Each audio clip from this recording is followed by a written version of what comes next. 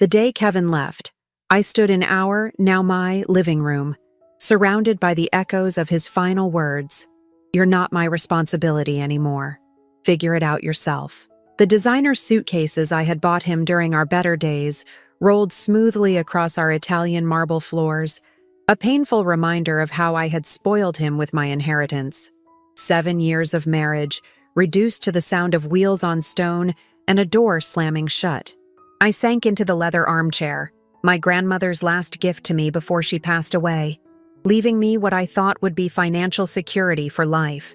If only she could see me now, 35 years old, alone, and nearly broke. The irony wasn't lost on me. I had spent years managing my family's charitable foundation, helping others secure their futures, while letting my husband systematically drain mine. "You don't need to worry about the finances, darling," he would say, flashing that charming smile that had first drawn me to him at a charity gala. "Just trust me." And I did. God, how I trusted him. Every time he came with a new investment opportunity, a new business venture, a new reason why we needed to dip into my inheritance, I signed whatever he put in front of me. After all, wasn't that what a supportive wife did? The first red flag should have been when he insisted I resign from my position at the foundation. "You're working too hard," he'd said, massaging my shoulders one evening. "Let me take care of everything." I remembered how he'd poured me another glass of wine, how he'd talked about starting a family, how he'd painted a picture of a life where I could focus on being a mother and philanthropist while he handled the boring details of our finances. Looking back, I could see how methodically he'd isolated me, first from my career, then from my friends who didn't understand our lifestyle, and finally from my family who were just jealous of our success. Success. I laughed bitterly, looking around at the expensive furniture and art pieces that would soon need to be sold. Everything in this house had been bought with my money, chosen with my taste, and now stood as silent witnesses to my naivety. The letter from the bank sat unopened on the coffee table. I already knew what it said, the same thing the previous 3 had said. Our joint accounts were empty. The investment portfolio he had managed for me was worthless. The properties we had supposedly bought together didn't exist. Even the charitable donations he claimed to have made in my name had been a lie, designed to make me feel like we were still making a difference in the world, while he funneled my money into his personal accounts. I picked up my phone, thumb hovering over my sister Catherine's number. She had tried to warn me, hadn't she? "He's changing you, Emma," she'd said during our last real conversation 3 years ago. "You used to be so independent, so sure of yourself." I had defended him then, accused her of being unsupportive, of not understanding true love. Now, the thought of admitting she had been right made my stomach churn. But as I sat there, watching the sunset paint shadows across my luxurious prison, something unexpected began to stir within me. It wasn't just anger or shame, though God knows I felt plenty of both. It was something else, something that felt almost like relief. The pretense was over. The exhausting dance of maintaining appearances, of ignoring the gnawing doubts, of making excuses for his increasingly erratic behavior. It was finally done. I walked to the window, pressing my forehead against the cool glass. Below, the city was coming alive with evening lights, people hurrying home to their families or out to meet friends. Normal lives, real lives, not the carefully curated facade I had been living behind. When was the last time I had done something real, made a decision that was truly my own?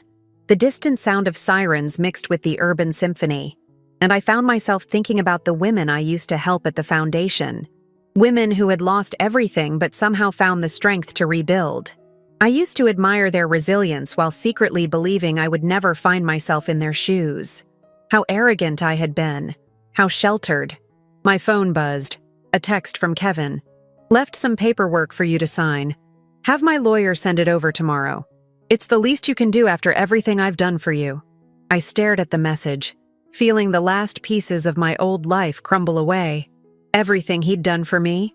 My fingers tightened around the phone, and for the first time in years, I felt something that scared me more than anger or shame or even relief. I felt powerful. Because in that moment, looking at his message, I realized something crucial. He thought this was the end of my story. He thought he had written my finale, the cautionary tale of a naive heiress, taken for everything she had. But standing there, watching my reflection grow stronger in the darkening window, I knew better. This wasn't my ending. This was my beginning. I picked up my phone again, but this time I didn't hesitate.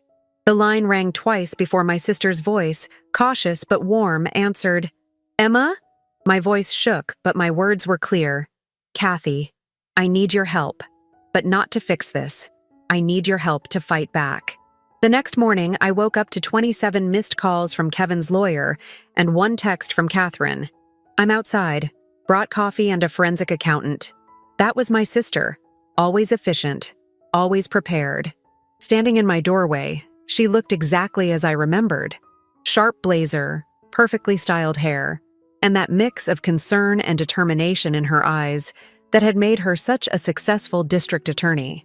The woman beside her, introduced as Diana Martinez, carried a laptop bag and had the focused expression of someone who enjoyed unraveling complex puzzles. "First things first," Catherine said, setting down a cardboard tray of coffee on my kitchen island. "Have you signed anything he sent you?" I shook my head, watching as Diana began setting up her laptop. "He's been texting nonstop about some urgent paperwork, but I haven't responded." "Good." Catherine's approval felt like a warm blanket. "Because once Diana's done going through your finances, we're going to have a very different kind of conversation with his lawyer." The next 4 hours were excruciating. Diana methodically traced every transaction from the past 7 years, while I watched my life's decisions laid bare in spreadsheets and bank statements. Each discovery felt like a fresh slap. The fake investment firms he'd created, the systematic transfers to offshore accounts, the forged signatures on loan documents. "He was planning this from the beginning," Diana said quietly, turning her laptop screen toward us. "Look at the pattern. The first transfers started just 2 weeks after your marriage." I stared at the dates, remembering our honeymoon in Bali. While I had been writing heartfelt messages in my journal about new beginnings and true love, he had been setting up shell companies to hide my money. "There's something else," Diana continued, her finger tracing across the screen. "These transactions here, they're not just going to his accounts. There are regular payments to someone named Elena Summers. They started about 3 years ago." The name hit me like a physical blow. Elena, Kevin's personal assistant, the one he'd insisted we needed to help manage our charitable giving. Young, efficient Elena with her perfect suits and sympathetic smiles. Elena, who had sat across from me at countless charity functions, nodding enthusiastically as I talked about our foundation's mission while she and Kevin were. I barely made it to the bathroom before getting sick. When I returned, shaking and pale, Catherine was on the phone with someone, her voice carrying that steely edge I remembered from childhood arguments. "No, Mr. Davidson, I don't think you understand. My sister won't be signing anything. In fact, your client should be very concerned about what we've uncovered this morning." She paused, listening, then smiled in a way that reminded me of a documentary I'd once watched about sharks. "Yes, that's right. I'm that Catherine Miller. And if your client thinks he can intimidate my sister into silence with whatever documents you're so eager to have signed, he clearly hasn't done his homework about our family." While she continued the call, Diana showed me more of what she'd found. The foundation's supposed donations had been redirected to private accounts. The charitable projects we'd claimed tax credits for had never existed. Kevin hadn't just stolen my inheritance. He'd turned our foundation's mission into a front for fraud. "The good news," Diana said, "is that he got sloppy toward the end. Maybe he thought you'd never check, or maybe Elena made him careless. Either way, he left traces. We can prove intent to defraud, and with your sister's help, we can build a strong case." A case. The word echoed in my mind, bringing with it images of courtrooms and public records and newspaper headlines. My hands began to shake again, but this time not from nausea. "Everyone will know," I whispered.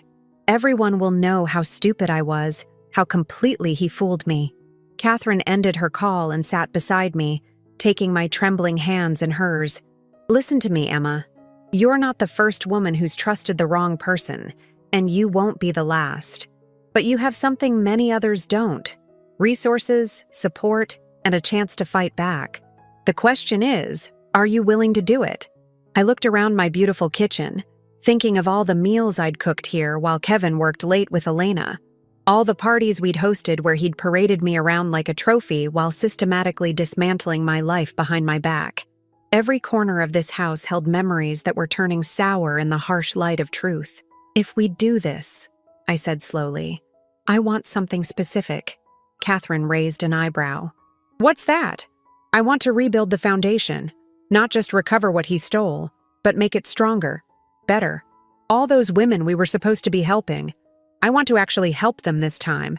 I want to create something real from all this mess. Diana looked up from her laptop. That could actually work in our favor. Judges tend to look more favorably on plaintiffs who show a commitment to making things right, not just seeking personal retribution. I nodded, feeling something shift inside me. The shame was still there, but it was being crowded out by something else. Purpose. Then I want to do this right. Not just the legal case, but everything. I need to understand all of it. The finances, the foundation work, everything I let him handle because I thought that's what a good wife did. Catherine squeezed my hand. That's my sister talking, the one I've missed. Just then, my phone buzzed with another text from Kevin. Why isn't Davidson receiving the signed papers? Don't make this difficult, Emma. You know you're not equipped to handle things without me. I showed the message to Catherine and Diana. My sister's expression hardened, but Diana suddenly sat up straighter, staring at her screen. Wait, she said, her fingers flying across the keyboard. That message. Emma, when exactly did Kevin start using this particular tone with you? This language about you not being equipped to handle things? I thought back, remembering countless similar messages. About 3 years ago, around the time he hired Elena, actually. Why? Diana's expression was intense. Because I'm looking at the Foundation's financial records from that period, and there's something here that doesn't make sense. The patterns change completely around that time, becoming more aggressive, more careless. It's almost like... She trailed off, frowning at her screen. Like what? Catherine and I asked simultaneously. Diana looked up, her eyes wide. Like someone else started making the decisions. Someone who didn't know the Foundation's business as well as Kevin did. Someone who might have pushed him into taking bigger risks, making sloppier choices. I felt a chill run down my spine as pieces began falling into place. Are you saying what I think you're saying? I'm saying, Diana replied carefully, that we might have been looking at this all wrong. Kevin might not be the mastermind we assumed he was. And if I'm right, we're not just dealing with a husband who betrayed his wife. We're dealing with something much more complicated. Catherine leaned forward, her professional interest clearly piqued. Show me everything. As they bent over the laptop together, I stood and walked to the window, watching the mid-morning sun paint shadows across my carefully manicured lawn. Somewhere out there, Kevin and Elena were probably feeling very pleased with themselves, very secure in their victory over the naive heiress they'd manipulated so successfully. They had no idea what was coming. The next week passed in a blur of activity. Diana had set up a makeshift office in my dining room, transforming the space where I'd once hosted charity galas into a command center for our investigation. The elegant tablecloth was now buried under stacks of financial documents, and my expensive crystal centerpiece had been replaced by a laptop displaying endless streams of data. Elena Summers, Catherine read from her tablet one morning, graduated from Berkeley with honors in financial engineering. Worked for 3 major investment firms before seemingly disappearing from the corporate world about 4 years ago. She looked up at me, right around the time she conveniently appeared in your lives. I was sitting at my usual spot, nursing what had become my morning ritual of strong coffee and stronger resolve. Kevin said he found her through a recruitment agency, said she came highly recommended for foundation work. Diana snorted without looking up from her computer. Oh, she came recommended all right, by herself. She turned her screen toward us. Look at this. The recruitment agency Kevin supposedly used? It was registered just 2 weeks before Elena's hiring. Dissolved 3 weeks after. The address traces back to a virtual office in Delaware. The implications hit me hard. She orchestrated her own hiring? But why? Why go to all that trouble? Because, Catherine said slowly, your foundation wasn't her first target. She placed a stack of newspapers on the table. Diana and I have been doing some digging. Look at these. The articles spanned several years in different cities. Each told a similar story. Wealthy families, charitable foundations, mysterious financial losses. The names were different, but the pattern was identical. A skilled financial advisor would appear, gain trust, and then disappearance, bankruptcy, scandal. In each case, Catherine explained, the advisor worked through a male partner, someone with social connections, someone who could open doors. But look at the timing of when things went wrong. It always started about 3 years in. Just like with us, I whispered, remembering how Kevin had changed around that time, how he'd become more controlling, more insistent about handling everything himself. But if Elena was behind it all, why stay so long with us? Why not disappear like she did with the others? Diana finally looked up from her screen. Because your foundation was different. It had something the others didn't. Legitimate connections to dozens of other wealthy families and their charitable trusts. Through you, Elena gained access to a whole network of potential targets. The realization made me feel sick. All those charity events, all those introductions I'd made, thinking I was helping to expand our foundation's reach. How many other families had Elena marked as future targets? How many other lives was she planning to destroy? I stood up abruptly, needing to move. I have to do something. We have to stop her. We will, Catherine assured me. But we need to be smart about this. Elena's clever. She's been doing this for years without getting caught. We need more than just financial records. What we need, Diana added, is to understand her operation from the inside. We need to know how she turns these men against their families, how she maintains control. I paused by the window, watching a group of joggers pass by outside. They looked so normal, so unconcerned with hidden agendas and betrayals. Kevin? I said suddenly. The answer is Kevin. Catherine frowned. What do you mean? He's her weak link. Think about it. In all these other cases, both partners disappeared together. But Kevin is still here, still sending demanding messages about paperwork, still acting like he's in control. I turned back to them, feeling a plan forming. What if he doesn't know? What if he has no idea that Elena's done this before? Diana's eyes widened. The sloppiness in the recent transactions. It could be because he's actually making mistakes, not just being careless. If Elena's been manipulating him the same way they manipulated you, then he might be just as much a victim, Catherine finished, albeit a willing one. I shook my head. No, he made his choices. He chose to betray me, to steal from me, to lie to me. Elena might have orchestrated it, but every decision was his. What I'm saying is, he might be useful to us precisely because he doesn't know he's being played too. Catherine leaned forward, her prosecutor's instincts clearly engaged. You're thinking of setting a trap. I'm thinking, I said carefully, that it's time I became the kind of wife Kevin always wanted. Weak, dependent, and desperate to sign whatever paperwork he sends my way. Diana looked concerned. That's dangerous. If Elena suspects anything, she won't, I interrupted, feeling more confident by the second. Because she's never seen the real me. None of them have. Kevin spent years convincing everyone, including myself, that I was this helpless socialite who couldn't manage without him. Elena's whole plan probably depends on that being true. I walked back to the table and picked up one of the newspaper articles. The photo showed another ruined family, another destroyed legacy. We have something none of these other families had, advance warning. We know what we're dealing with, and more importantly, I smiled, thinking of all the society events where I'd played the perfect, mindless hostess. We have me, the last person either of them would suspect of fighting back. Catherine studied me for a long moment. It's risky. We'd need to coordinate with law enforcement, set up surveillance, create a paper trail that looks convincing. I can help with that, Diana offered. Make it look like Emma's desperately trying to access frozen accounts, maybe even taking out high-interest loans to maintain appearances. I nodded, feeling a strange calm settle over me. How long would it take to set up? A few days, maybe a week, Catherine replied. But Emma, are you sure about this? It means staying in contact with Kevin, letting him think he's still controlling you. I'm sure, I said, picking up my phone. In fact, I think it's time I answered his messages. After all, a desperate ex-wife should be eager to sign whatever papers her husband sends her way, right?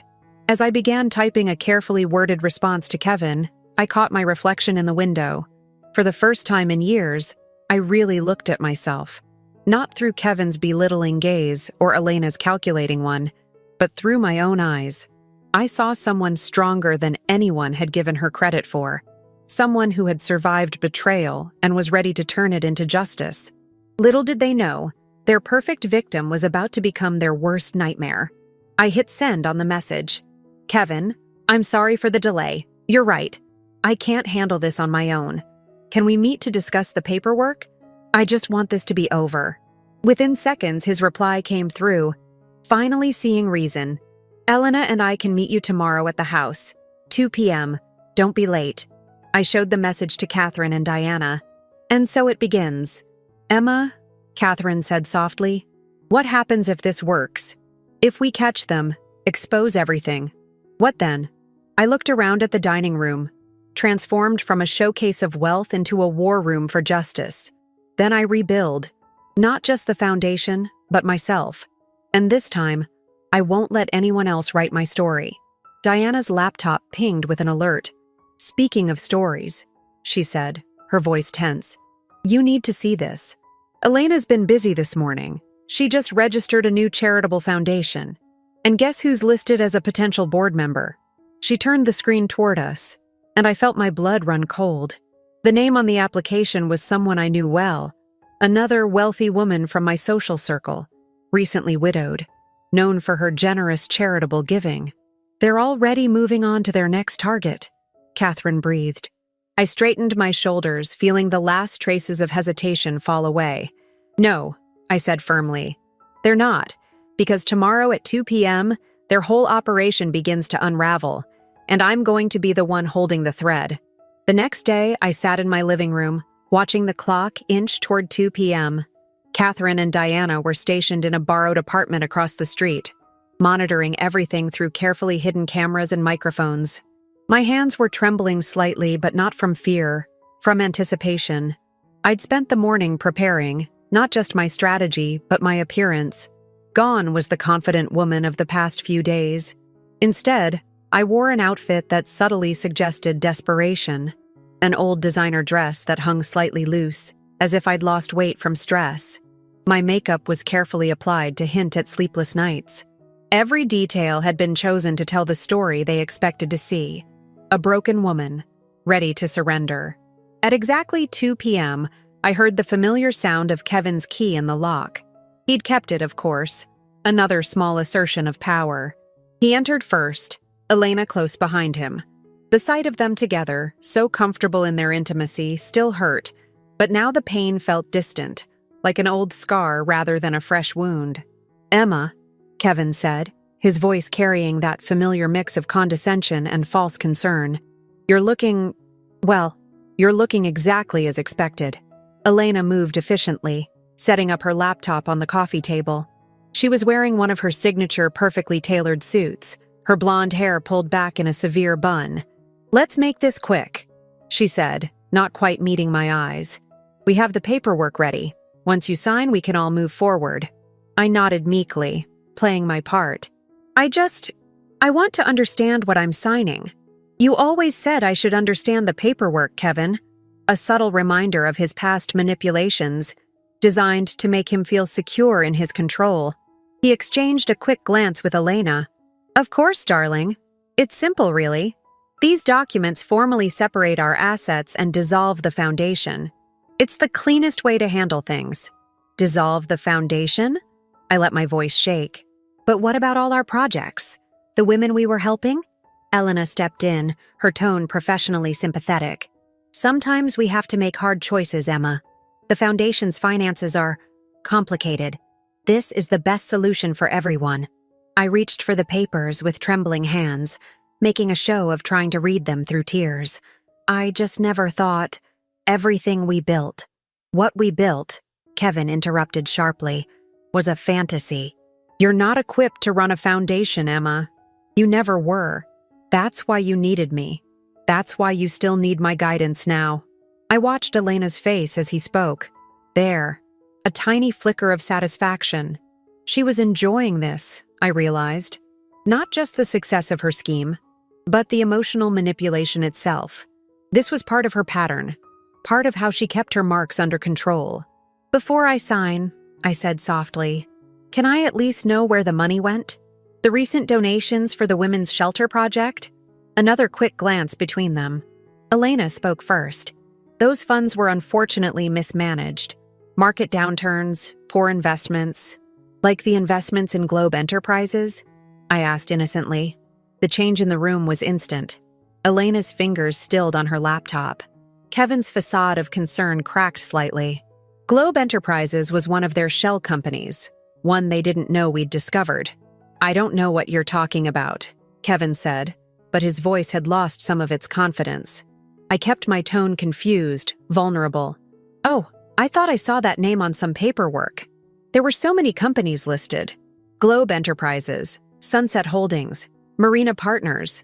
I named 3 more of their fake companies, watching their reactions. Elena's professional mask slipped for just a moment, showing something harder underneath. Those are legitimate investment vehicles, Emma. Not that you'd understand the complexities involved. You're right, I said, letting tears fill my eyes. I never understood finance. That's why I hired that accounting firm last week to explain everything to me. The room went very still. Kevin's face had gone pale. What accounting firm? Oh, some local place. Diana something. They're still going through everything, but they said they'd have a full report soon. I just wanted to understand before I signed anything. Elena stood abruptly. This meeting is over. We'll reschedule once you're thinking more clearly, Emma. But Kevin wasn't moving. He was staring at me like he was seeing me for the first time. Diana Martinez? He asked, his voice hoarse. I widened my eyes innocently. Yes, that's it. Do you know her? Elena grabbed Kevin's arm. We're leaving. Now. Why? I asked, letting steel enter my voice for the first time. Is there something about Diana Martinez that concerns you, Elena? Or should I call you Rebecca Thompson? That was your name in Seattle, wasn't it? Before the Harrison family's foundation mysteriously collapsed? The transformation was stunning. Elena's professional polish vanished, replaced by something cold and dangerous. Who have you been talking to? Does it matter? I stood slowly, dropping all pretense of weakness. What matters is what I've found, what Diana's found, what the FBI is currently finding in all those clever little shell companies you set up. Kevin looked between us, confusion and fear warring on his face. Elena, what is she talking about? What happened in Seattle? She's lying, Elena snapped. She's desperate, trying to cause trouble. No, I said calmly. I'm finally telling the truth, just like the Harrisons did, and the Montgomerys in Chicago, and the Pearsons in Atlanta. Should I go on? Elena moved with surprising speed, grabbing her laptop and heading for the door. But Kevin caught her arm. Wait, what does she mean, Elena? What happened to those families? I pressed the advantage. Show him, Elena. Show him what happened to every family you've targeted. Show him what you're planning to do to Margaret Webster's foundation next. Kevin's grip tightened. Margaret. My Margaret. And there it was. Elena's biggest mistake. In her confidence, she'd started setting up her next scheme without telling Kevin, planning to use his new girlfriend just as she'd used him with me. Let go of me, Elena snarled, trying to pull away. The FBI is outside, I said quietly, and inside, and across the street. It's over, Elena. The only question is whether Kevin wants to go down with you, or if he's ready to admit how completely you played him too. The next few minutes were chaos. Elena tried to run but was caught at the door by waiting agents. Kevin, faced with the full truth of his situation, crumbled and began confessing everything. Catherine emerged from the surveillance apartment with a team of prosecutors, and Diana arrived with boxes of evidence. But I barely registered any of it. I stood at my window, watching Elena being led away in handcuffs. thinking about all the other women like me who'd lost everything to her schemes. This wasn't just about my recovery anymore. It was about justice for all of them. Hours later, after the statements had been taken and the evidence collected, Catherine found me still standing at that window. "You did good," she said softly. "Really good. But Emma, there's something you should know." I turned to face her, noting the concern in her expression. "What is it?" Elena didn't work alone in those other cities. She had a whole network, and based on what we found on her laptop, Catherine hesitated. "Some of them are still out there, and they know what you did today." I felt a chill run down my spine, but straightened my shoulders. "Let them come," I said firmly. "I'm not hiding anymore." Catherine squeezed my hand. "No, you're not. But Emma, this isn't over. It's just beginning." The weeks following Elena's arrest passed in a blur of depositions, legal meetings, and sleepless nights. My house, once a symbol of my naivety, had become a fortress. Diana had insisted on installing a new security system, and Catherine had moved in temporarily, just to be safe. But the real changes weren't in my surroundings. They were in me. I was reviewing foundation documents in my study when Margaret Webster's call came through. Her voice was shaking. "Emma, I need to talk to you. About Kevin. About Elena." My heart clenched. Margaret, Kevin's new girlfriend. The woman who'd nearly become Elena's next victim. "Come over," I said without hesitation. "Right now." She arrived 20 minutes later, clutching her designer handbag like a shield. The Margaret who walked into my study bore little resemblance to the confident socialite I'd known for years. Her perfectly maintained facade had cracked, revealing the frightened woman beneath. "Kevin told me everything," she said, sinking into a chair. "About the foundation, the fraud, Elena's other victims. But there's something else." She opened her bag with trembling hands and pulled out a letter. "This arrived this morning." I took the letter, feeling my pulse quicken as I read. It was a warning, elegantly worded but unmistakably threatening.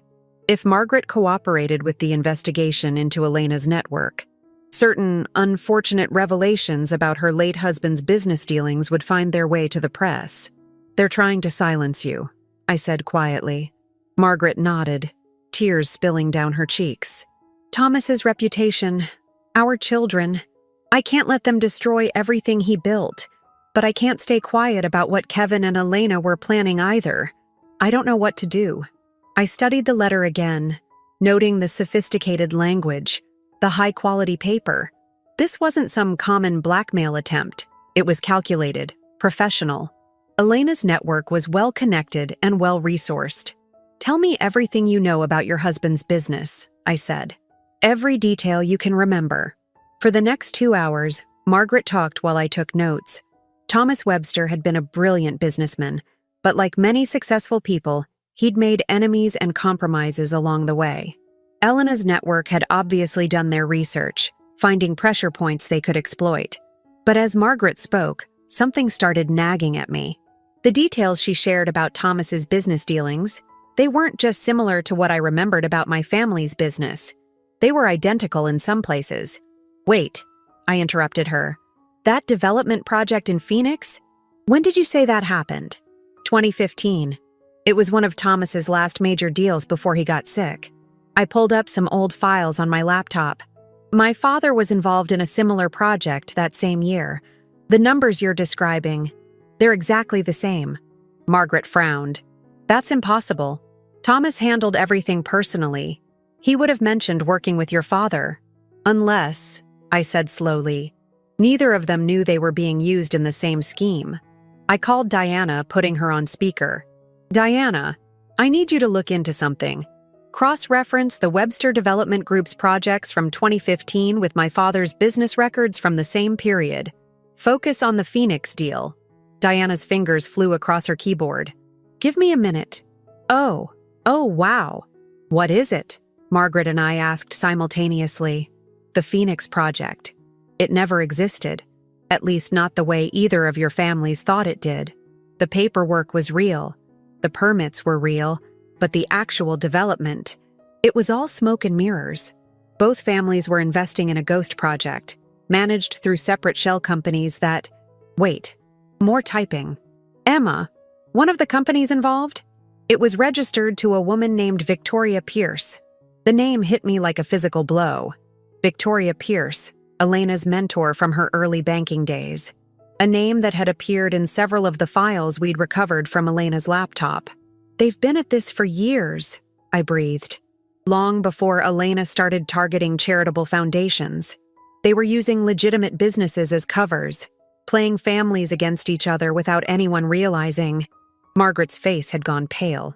If they have this kind of information about all their targets, then they can blackmail anyone who tries to expose them, I finished. But they made a mistake with Thomas's records. They assumed you wouldn't understand the business details well enough to spot the inconsistencies. A spark of anger flashed in Margaret's eyes. Because I'm just another helpless widow? Exactly. I smiled grimly. Just like I was supposed to be a helpless ex-wife. They keep underestimating us, Margaret, and that's going to be their downfall. I turned back to the phone. Diana, we need to go deeper. Look for similar patterns in all the families Elena targeted. Not just the foundation fraud, but any business dealings that overlapped. Margaret and I will go through Thomas's records, compare them with my father's. What are you thinking? Diana asked. I'm thinking it's time we turned their own weapon against them. If they want to threaten exposure, let's show them what real exposure looks like. Every scheme, every fake project, every manipulated investment. We'll uncover all of it. Margaret straightened in her chair. They'll come after us harder. Yes, I agreed. But this time, we'll be ready. And we won't be alone. I pulled up my contact list, names and numbers of other women from Elena's files, potential victims we'd identified but hadn't approached yet. Each one likely had pieces of this puzzle without realizing it. Each one had been chosen because they seemed vulnerable, easily manipulated. What Elena's network didn't understand was that they hadn't created our vulnerability. They had created our strength. Every woman they'd targeted, every family they'd tried to destroy, was now a potential ally in exposing their entire operation. Margaret, I said, how would you like to help me make some calls? She wiped her tears away, determination replacing fear in her expression. Who are we calling first? Victoria Chen in San Francisco. Her late husband's technology company was involved in another ghost project in 2016. She probably has no idea she's on their target list for this year. I picked up my phone, then paused. Margaret, are you sure about this? Once we start, there's no going back. She pulled out her own phone, her hand steady now. Emma, they tried to destroy everything my husband built. They planned to use Kevin to manipulate me the same way they used him with you. And worst of all, they thought we were too weak to fight back. I smiled, recognizing the same steel I'd found in myself. Then let's prove them wrong. As we began making calls, I caught our reflection in the window. Two women they'd dismissed as easy targets, now become their worst nightmare. Outside, the sun was setting on another day, but for us, it felt like dawn. The war was just beginning. The conference room at Catherine's law firm had become our war room. Around the massive oak table sat 7 women, each with her own story of betrayal, each bringing pieces of a puzzle we were finally assembling. Victoria Chen from San Francisco, Rebecca Torres from Miami, Helen Blake from Chicago. Survivors and potential targets, all drawn together by the web of deception we'd uncovered. They approached my COO last month, Victoria was saying, her fingers drumming nervously on her tablet. A partnership proposal for my tech company. The representative was a man named Michael Crawford. Crawford? Diana looked up from her laptop. He was Elena's contact in the Seattle operation. Same pattern. They're using men in positions of trust to gain access. I studied the documents projected on the wall. A complex web of shell companies, fake investments, and manipulated records spanning a decade. They're not just stealing money, I said slowly. They're collecting leverage. Every family they target, every business they infiltrate, they're building a network of compromised people they can use later. Helen Blake nodded grimly. That's how they silenced me in Chicago. They had evidence of my husband's irregular trading practices they'd orchestrated without his knowledge. When I started asking questions about our foundation's missing funds, they threatened to expose everything. But they made a mistake. Rebecca Torres added, her Miami accent thick with determination. They thought we would stay isolated, too ashamed or scared to reach out to each other. She was right. Elena's network had counted on their victims' silence, on our collective fear of scandal and exposure. They never expected us to find each other, to compare notes, to realize that our separate tragedies were part of a larger pattern. Catherine stood at the head of the table, prosecutor mode in full force. We've identified 37 potential victims across 12 cities. 22 have agreed to cooperate with our investigation. The pattern is consistent. They target wealthy families, particularly those with charitable foundations or complex business holdings. They use male partners to gain trust, female operatives to manage the actual fraud. Like a twisted mirror of our own social networks, Margaret observed quietly. They use our own connections against us, our trust in each other. I was about to respond when my phone buzzed. The message made my blood run cold. You should be careful who you invite into your little support group, Emma. Not everyone is who they claim to be. I showed the message to Diana, who immediately began typing. It's from a burner phone, but the timing. Someone in this operation knows what we're doing. I finished. They know about this meeting. The room went silent as implications sank in. 7 women, 7 stories. But what if one of those stories was false? What if Elena's network had planted someone to monitor our investigation? I looked around the table, seeing the same suspicion dawn in every face. These women had already had their trust betrayed once. The idea that it might be happening again. This is exactly what they want, I said firmly, standing up. They want us to doubt each other, to fragment our alliance before it becomes too strong. How can we be sure? Victoria asked, her tech entrepreneur's mind clearly running scenarios. How do we know we can trust everyone here? I took a deep breath. Because I'm going to show you everything. Not just what Elena and Kevin did to me, but every mistake I made, every warning sign I ignored. Complete transparency. Then each of you can do the same. No secrets, no hidden shames. That's how we beat them, by taking away their power to threaten us with exposure. Margaret stood next to me. I'll go next. Everything about Thomas's dealings. Everything they tried to use against me. One by one, the others nodded. For the next 3 hours, we laid our stories bare. Every detail, every vulnerability, every piece of leverage Elena's network might have. Diana documented everything, building a comprehensive picture of their operation. It was during Rebecca's story that I noticed something. Wait, I interrupted. That investment firm in Cayman, what was the name again? Blue Horizon Partners, Rebecca said. They handled the offshore transfers. Victoria's eyes widened. That's the same firm that approached my COO. Different name on the paperwork, but the same logo. Diana's fingers flew across her keyboard. The logo was registered to a holding company owned by Victoria Pierce, Elena's mentor. And look at this, Helen added, pulling up documents on her tablet. The same firm, operating under 3 different names, shows up in Chicago real estate records. All properties purchased within weeks of my husband's death. A pattern was emerging, not just of fraud, but of something larger. They weren't just stealing money and collecting leverage. They were building something. Properties, I muttered, an idea forming. Diana, can you pull up a map? Show us every property purchase linked to their shell companies. The map that appeared on the wall was a revelation. Dozens of properties across major cities, all purchased through different fronts but ultimately controlled by the same network. Office buildings, residential developments, commercial spaces, a real estate empire built on stolen money and broken lives. This isn't just fraud, Catherine said slowly. This is a takeover. They're using our money, our connections, our reputations to build legitimate business holdings.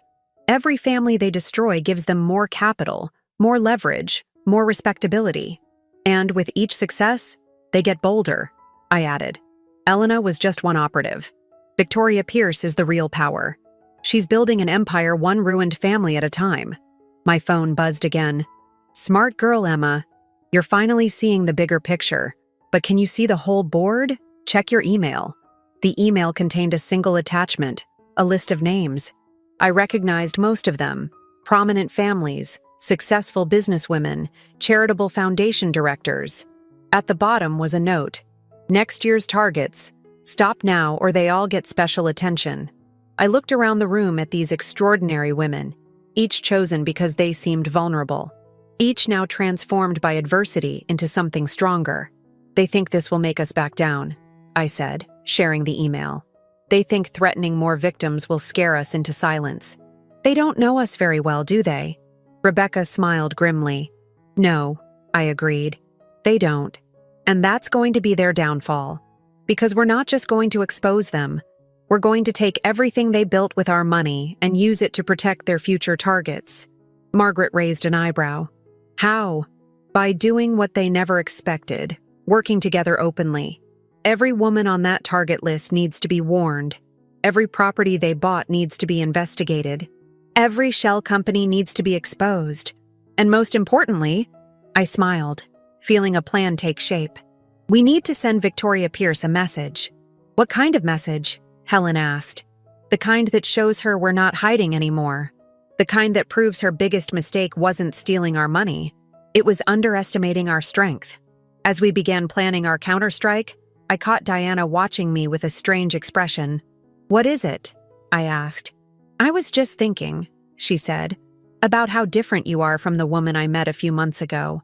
The one who could barely look at her own bank statements. I looked around at our unlikely alliance, the widow, the tech entrepreneur, the real estate developer, the investment banker. Each of us transformed by betrayal into something stronger, something unbreakable. We all are, I said softly. That's what they never understood. They thought they were breaking us. Instead, they were forging us into weapons. The day we struck back started like any other, but I could feel the electricity in the air. Our plan had taken weeks to prepare, coordinating across cities, gathering evidence, setting up our pieces. Victoria Chen's tech expertise had helped us trace the digital footprint of Pierce's organization. Helen Blake's real estate connections had mapped their property holdings. Margaret's financial acumen had untangled their complex web of transactions. We were ready. I sat in my study, watching the morning news, waiting for the first domino to fall. Right on schedule, the breaking news banner flashed across the screen. Major financial fraud investigation launched. Multiple cities involved. My phone lit up with a message from Catherine. It's done. Simultaneous raids in 12 cities. Pierce's main office was empty, but we got the servers. I allowed myself a small smile. We'd known Victoria Pierce wouldn't be caught easily, but her servers were what we really wanted. Years of records, correspondence, evidence of every family they'd destroyed, and more importantly, proof of every legitimate business unwittingly caught in their web. The next message came from Diana. You need to see this. Coming over. She arrived 20 minutes later, laptop in hand, her face tense. Remember those property records we found? The ones showing Pierce's real estate empire? There's something else, something we missed. She pulled up a document, a complex organizational chart showing holding companies, investment firms, and property management groups. At first glance, it looked like what we already knew about Pierce's operation. But as Diana zoomed in on one branch, my blood ran cold. The Millbrook Foundation, I whispered. My family's original charitable foundation, the one I'd inherited from my grandmother. How is this possible? We shut it down after Elena. No, Diana said quietly. You shut down the public face of it. But the legal entity still exists. And according to these records, it's now a major shareholder in Pierce's legitimate holdings. The implication hit me like a physical blow. They're using my family's foundation, my foundation, to legitimize their entire operation. It gets worse, Diana continued. The foundation's status makes all their transactions look legitimate. Every property purchase, every investment, they've been hiding behind your family's reputation for years. Even before Elena targeted you. I sank into my chair, memories flooding back. All those charity galas, all those careful introductions. I wasn't just Elena's victim, I realized. I was their unwitting front person. Every connection I made, every family I introduced to our foundation's work, you were helping them identify targets, Diana finished gently. But Emma, you couldn't have known. My phone buzzed. An unknown number. The message made my skin crawl. Finally figured it out, did you? You were always our best investment, Emma. Such a perfect mix of wealth, connections, and naive idealism. Elena's only mistake was getting greedy too soon. Another message followed. But now you've forced our hand. Check your email. You have 1 hour to call off the investigations, or everyone learns how deeply you were really involved. The email contained documents, photos, records, all carefully selected and manipulated to make it look like I'd been a willing participant in Pierce's scheme from the beginning. Meetings with investors that I'd thought were for the foundation, now framed as conspiracy. Introductions to other families, portrayed as deliberate targeting. My signature on foundation documents, repurposed to seem like knowing authorization of fraud. They're going to destroy me, I whispered. No, a voice said firmly from the doorway. I looked up to see Margaret standing there, phone in hand. They're going to try, and they're going to fail. She walked in, followed by Victoria Chen and Helen Blake. We saw the evidence they sent, Victoria said. My team's already analyzing it. The digital manipulation is good, but not perfect. We can prove it's fabricated, but it'll take time, I pointed out. Time we don't have. Once they release this, let them. Helen interrupted. Let them try to paint you as the villain, because we're going to tell a different story. All of us. Margaret nodded. Every woman they targeted, every family they tried to destroy. We're all ready to stand with you, to testify that we never met you before this investigation, that our experiences with Pierce's organization had nothing to do with you or your foundation. But my reputation will survive, Catherine said, joining us, because you're going to get ahead of this. You're going to tell your story first, all of it.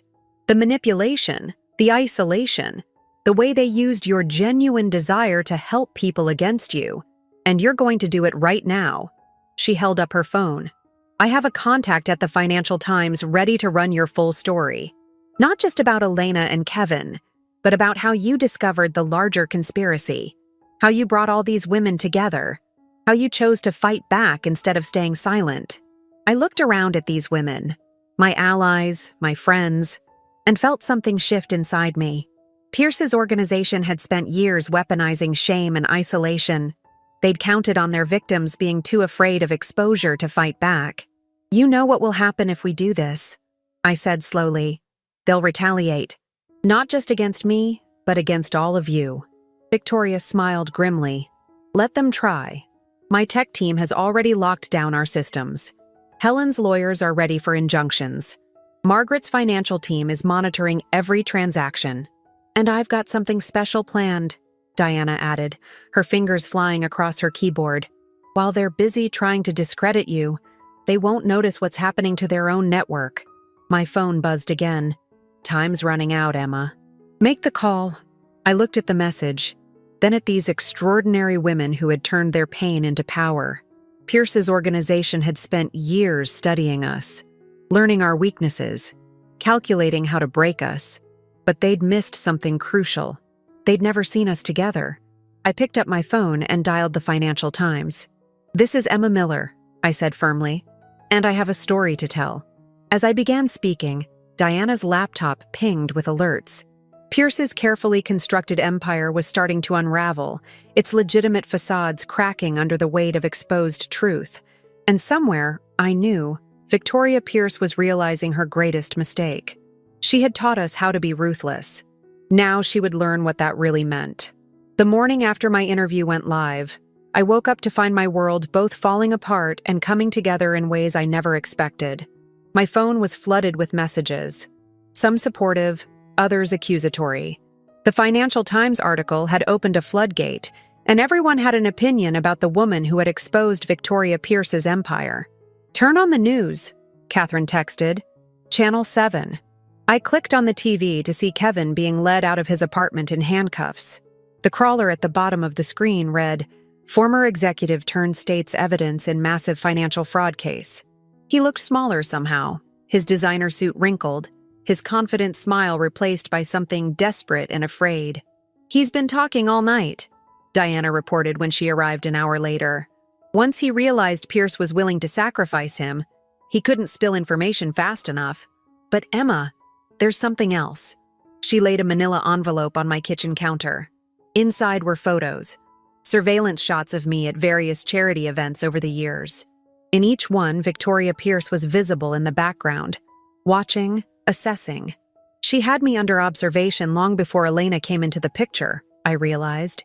She was studying me, learning my patterns, my weaknesses. Not just you, Diana said grimly. Look at the dates. The photos spanned back further than I expected, all the way to my college years. There I was at graduation, at my first charity gala, at my grandmother's funeral. Pierce had been watching me for over a decade, patiently waiting for the right moment to strike. My hands shook as I set down the photos. How did you get these? Anonymous delivery. With this. She handed me a note written in elegant script. You're playing a game you don't understand, Emma. Ask yourself, who really chose Elena? Who guided Kevin to your foundation? Nothing in your life has been accidental. Nothing. I felt the room spin slightly. Every choice I thought I'd made independently, every relationship I'd formed, had they all been orchestrated? Had I ever truly been free? My phone rang. Margaret. Emma, turn on your computer. Now. I opened my laptop to find my email flooded with notifications. Someone had accessed my foundation's old records, releasing years of correspondence, financial documents, and meeting minutes. But these weren't the manipulated versions Pierce had threatened to release. These were the originals, showing a clear pattern of external manipulation. They're trying to bury you in information, Victoria Chen said when she arrived. Make everyone so overwhelmed with details that they miss the bigger picture. Classic misdirection. But something caught my eye in the flood of documents. A familiar name that shouldn't have been there. Wait, I said, clicking through files. This can't be right. Diana leaned over my shoulder. What is it? These board meeting minutes from 15 years ago. Look who was present. Dr. Elizabeth Pierce, listed as a consultant. Elizabeth Pierce? Catherine frowned. Any relation to Victoria? Her mother, I whispered, memories suddenly clicking into place. She was my grandmother's doctor, the one who treated her during her final illness, the one who advised her about setting up the foundation's succession. The implications were staggering. This hadn't started with me. It had started with my grandmother. Pierce's organization had been playing a much longer game than any of us realized. My phone buzzed with another message from an unknown number. Now you're understanding. Your grandmother's foundation wasn't just a target. It was the blueprint. Every other family we've taken apart, we learned how to do it by watching yours crumble from the inside. You should be proud, Emma. Your family's destruction taught us everything we needed to know. I felt sick, but something else was building inside me. A cold, clear anger. Diana, can you trace these messages? She shook her head. They're bouncing through too many proxies. But what? The writing style. It's personal. These aren't just taunts from a criminal organization. Whoever's sending these messages has an emotional investment in making you understand your role in their scheme. Victoria Chen had been quiet, studying the documents on her tablet. Emma, she said slowly, when exactly did your grandmother change her will to make you the foundation's heir instead of your father? A month before she died. Dr. Pierce said the stress of running the foundation would be too much for Dad's health, that I would be a better choice. And did anyone question that decision? I thought back to those painful days. No, Dad was too grief-stricken, and I was too focused on proving I could handle the responsibility. Dr. Pierce helped with everything. The legal changes, the succession planning, the isolation. Catherine added softly. The slow separation from your family's business experience. The push toward charitable work instead of financial management. They didn't just target me, I realized. They created me, shaped me into exactly the kind of victim they needed. My phone buzzed one final time. Come alone to 1879 Riverside Drive at midnight if you want to understand why. Just you, Emma. No police, no friends, no allies. Time to finish what your grandmother started. The address was familiar. An old riverside mansion that had belonged to my family before my grandmother sold it in her final years. The perfect setting for whatever endgame Pierce had planned. It's a trap, Catherine said immediately. Of course it is, I agreed. But it's also answers. Real ones. Not just breadcrumbs they've been leaving to torment me. You can't seriously be considering going, Margaret protested. I looked around at these women who had become my strength, my support, my family in all the ways that mattered. No, I said finally. I'm not considering it. I'm definitely going. Emma, but not the way they expect. I turned to Victoria Chen. How quickly can your tech team set up surveillance on that address? A slow smile spread across her face. Already on it. Helen, I continued, the property records for that mansion. Pulling them up now, she nodded. Margaret, we'll need financial tracking on every account connected to that address. Already started. I felt a fierce pride in this team we'd built, this alliance forged from shared pain and determination. Pierce's organization had spent years teaching us how to be victims. Now we would show them what we'd really learned. How to be survivors. They want to show me why they chose my family? I said, strength flowing into my voice. Fine, let's go see. But this time, I'm not walking in alone and unprepared. This time, I'm bringing an army. As we began planning, I caught my reflection in the window. I barely recognized the woman looking back at me. And that, I realized, was exactly the point. Pierce's organization had tried to shape me into their perfect victim. Instead, they had created their perfect nemesis. The old mansion loomed against the midnight sky, its Victorian architecture a shadow of my childhood memories. I stood at the wrought iron gates, remembering summer afternoons spent in its gardens, family dinners in its grand dining room, and the last time I'd seen my grandmother alive within its walls. Everything's in place. Victoria Chen's voice came through my hidden earpiece. Her surveillance team had transformed the surrounding area into an invisible web of cameras and sensors. We've got eyes on every entrance and exit. Movement on the second floor, Diana added. 3 heat signatures in the main study. I took a deep breath, straightened my shoulders, and pushed open the gate. The gravel path crunched under my feet as I approached the front door. The same door I'd run through countless times as a child, never knowing I was being watched, assessed, groomed for this moment. The door opened before I could knock.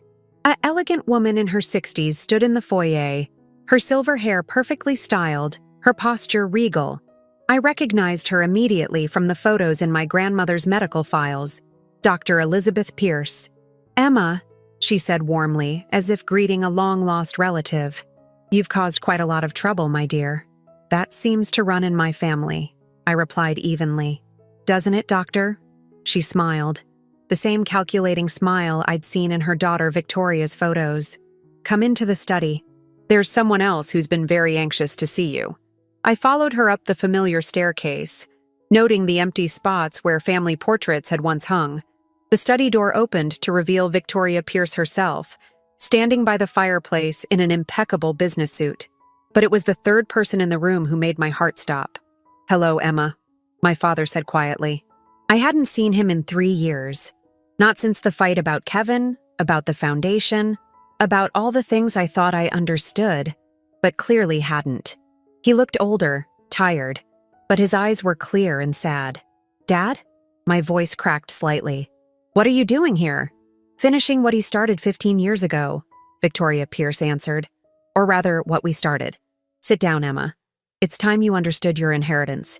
I understand enough, I said, remaining standing. You used Dr. Pierce to manipulate my grandmother's will, to position me as the perfect target. You spent years watching me, shaping me, waiting for the right moment to strike. Elizabeth Pierce laughed softly. Oh, my dear. You still think this was about money? About your little foundation? Look around you. Look at this house. Your family's house. Do you know why your grandmother really sold it? She said it was too much to maintain. She sold it, my father interrupted, because she found out what they really were, what they'd been doing to families like ours for generations. Victoria moved to the desk, pressed a button, and a hidden panel in the wall slid open. Inside was a safe, and inside that, your grandmother's research, Elizabeth said. Everything she uncovered about our organization, about the families we'd shaped, the fortunes we'd guided, the power we'd accumulated. She was brilliant, your grandmother. She almost exposed everything. So you killed her, I whispered, the truth finally clicking into place. We gave her a choice, Victoria corrected. The same choice we're giving you now. Join us, Emma. Be part of something larger than just another charitable foundation. We don't just take from families like yours. We transform them. We create dynasties. By destroying people? By manipulating and stealing and by identifying potential, Elizabeth interrupted. By finding people like you, compassionate, intelligent, capable of being shaped into something greater. Your grandmother understood that in the end. Why do you think she really made you her heir? My father stepped forward. Emma, I tried to protect you from this. When your grandmother discovered what they were, what they wanted from our family, she thought she could fight them. But they're too powerful, too entrenched. The only way to survive is to join them. Is that what you did, Dad? Is that why you stayed away? Why you let them isolate me? I thought if I distanced myself, they might leave you alone. But they'd already chosen you, hadn't they? He looked at the Pierce women. From the very beginning, Victoria smiled. You have your grandmother's instincts, Emma. Her ability to connect with people, to inspire trust. But you also have something she lacked. The ability to learn from pain, to transform it into strength. Look what you've accomplished in just a few months. Imagine what you could do with our resources, our network. Your criminal enterprise, you mean? Our legacy, Elizabeth corrected. For centuries, families like yours have held power through accident of birth. We simply redistribute that power, guide it into more capable hands. Like Elena? I asked sharply. Is that why you sent her to destroy me?